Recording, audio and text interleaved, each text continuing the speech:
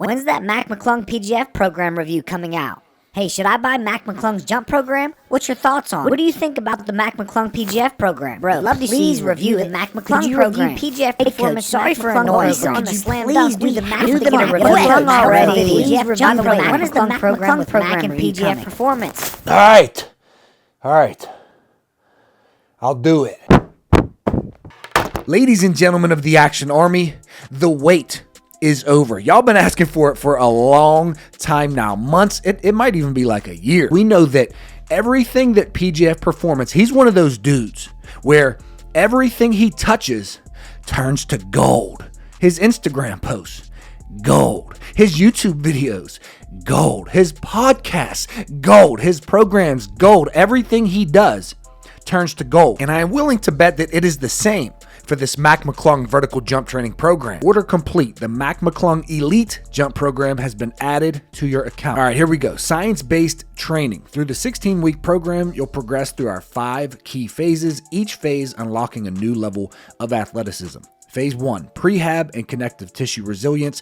Very important. You got to have your prehab phase or your prep phase or your build to base phase. And this is where I had to dock points off of some of these other programs because I'm not going to mention any names, but week 1, day 1, there was a program that had hurdle jumps.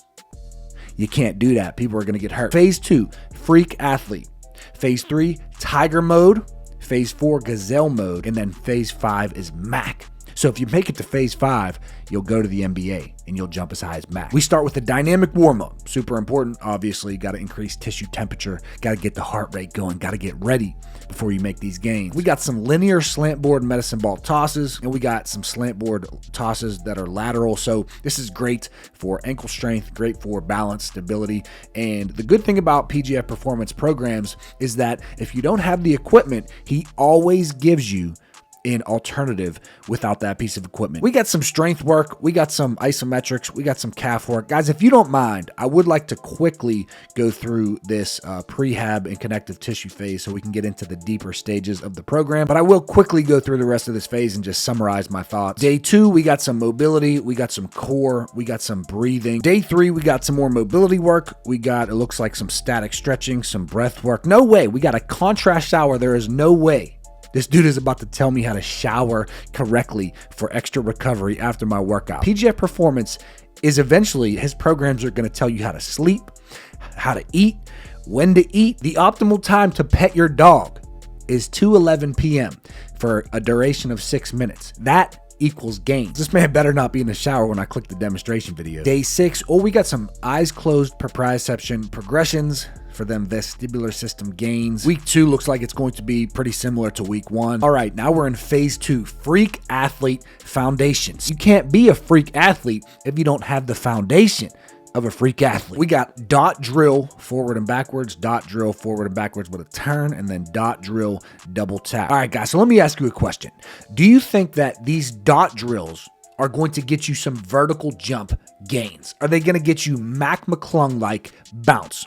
Absolutely not. I'll be the first to tell you that these dot drills are not going to get you bounce. However, it's great for your central nervous system, and it's great for that connection between your central nervous system and your muscles and the brain. He did mention in the video that you want to be timing your sets and tracking all of your previous records, and you want to be competing against someone else or competing against your previous time. And that is huge because you have to progressive overload, and in this case, the nervous system. You have to force adaptation to see results. And if you don't force adaptation, you stay the same. We got some band assisted jumps focusing on a slow and a fast stretch shortening cycle. We got some rear foot elevated split squats, some kickstand RDLs, some hip flexor work. So now the strength work is being added in. Let's go to the next day. Next day is mobility and core, similar to the first phase. Day 3, same as the first phase. So mobility, some static stretching, breath work, and your contrast shower. So day 3 looks like your recovery day every single week. Day 4 is the same as day 1. And here's a very important distinction for all of you out there. So there's a lot of repetition in the program. So day 1 is normally the same as day 4. Day 2 is normally the same as day 5. Guys, that is very important. It's very important to be hitting things twice a week. One huge problem that I see with a lot of athletes is they have too much variety in their training program. They want to do squats on Monday and rear foot elevated on Wednesday, and then deadlift on Friday, and then step ups next Monday, and then hang cleans next Wednesday, and then power cleans. Like, it's just too much, guys. You would get so many more results if you just chose a smaller group of exercises and hit those more frequently and focused on progressive overloading that smaller group of exercises every single time. Phase 3, week 1. So now we are heading into tiger mode. This time we got a dot drill 2-foot variation and a dot drill 1-foot variation. We got seated penultimate dunks. So seated penultimate dunks, essentially you're sitting on an 18-inch box. If you have longer limbs, maybe like up to a 24-inch box, and you're doing a penultimate step out of that seated position. So it's a lower range of motion that you normally do a penultimate step in. We got some squats in here today. We got some lower leg reciprocal inhibition, which in my opinion is a lot better than just doing endless tibialis raises, but I'm not going to go down that rabbit hole. We got some one leg calf raise progressions. Day 2, we have our mobility and our core, but now guys, we actually have some more upper body work. So full range horizontal press. So I watched the video. You could do a push up or you can do a dumbbell bench. We got a split stance dumbbell row. We got a landmine or dumbbell split stance dip press. And we got a half kneeling lat pull down. So guys, your 4 main variations for upper body, you got your horizontal press, you got your vertical press, you got your vertical pull, and you got your horizontal pull. PJF does a good job of hitting all of those in variations that are going to be a little bit more important for you as a basketball player than just doing a bench press, a shoulder press, a horizontal pull, and a vertical pull. So there's a rotational aspect to a lot of these grip strength pickups. So he is big on the grip strength in this program as well. So did you guys know that palming a basketball is a skill?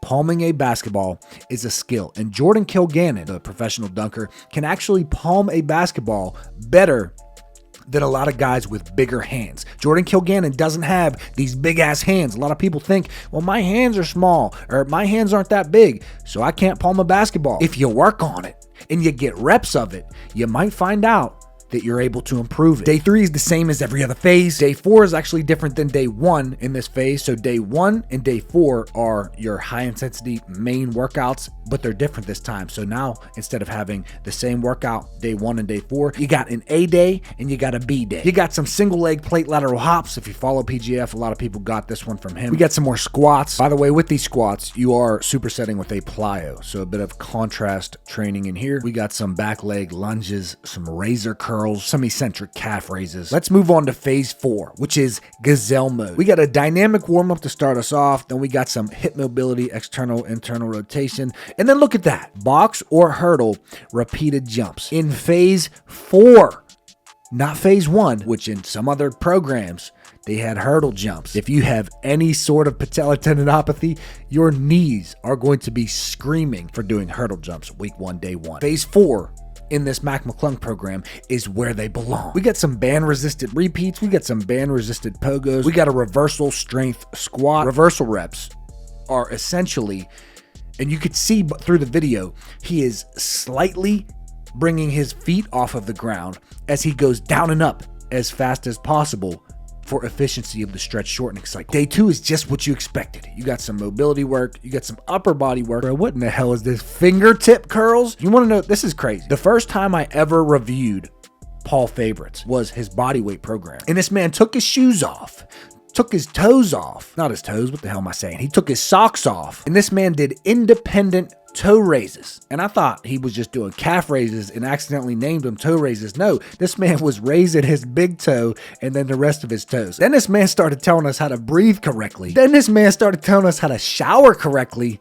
And now we got fingertip curls. Man, I done seen it all. Okay, that is not what I thought fingertip curls meant. They're just bicep curls holding a dumbbell with your fingertips. A lot of grip strength in this program, which I think many of us might be lacking on. Day 3, we're taking a shower. Day 4, hurdle dunks. All right, so these are a little bit different than I expected. I saw on his Instagram that he was just hopping over a hurdle and then dunking directly, but these are multiple hops focusing on minimal ground contact time and then a penultimate at the end. I was not expecting the penultimate. Dribble combo 2-foot dunk, jab 1-foot dunk. So something great about this programming is that they put it all together with what you're actually going to be doing.